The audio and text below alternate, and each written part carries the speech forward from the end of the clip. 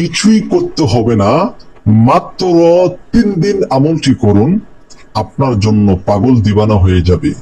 যতক্ষণ পর্যন্ত না আপনি তাকে সান্ত্বনা দিবেন ততক্ষণ তার মন শান্ত হবে না। এটা এমনই একটি পরীক্ষিত ভালোবাসার তদবির অথবা নকশা, যেভাবে বলে দেব লিখার জন্য সেভাবে লিখবেন। আপনি তাকে কোনো কিছু খাওয়াতে হবে না, তাকে দিতে হবে না, আপনার শরীরে বাঁধতে হবে না, গাছে বাঁধতে হবে না, কিছু করতে হবে না। জাস্ট আপনি এইভাবে লিখবেন, খাতা এবং কলমের সাহায্যে লিখবেন, লিখে বালিশের নিচে রাখুন।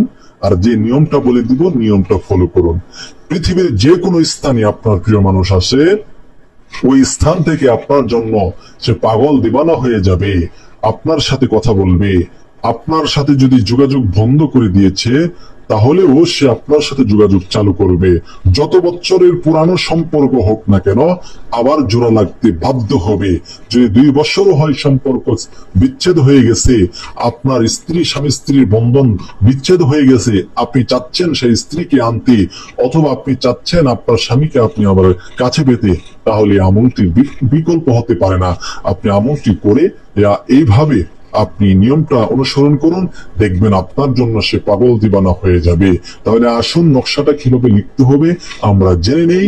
প্রিয় দর্শক, তার পূর্বে যারা চ্যানেলে নতুন আসছেন, আপনারা আমলটি করার জন্য, ইজাজত পাওয়ার জন্য, আমলটি সাকসেসফুলি হওয়ার জন্য এখনই ভিডিওটি শেয়ার করুন এবং চ্যানেলটি সাবস্ক্রাইব করুন। যারা এই 2 কাজ করেছেন, তারা আমল করলে, নকশাটি লিখলে আপনার অটোমেটিক ইজাজত পেয়ে যাবেন, কার্যকরী হবে ইনশাআল্লাহ।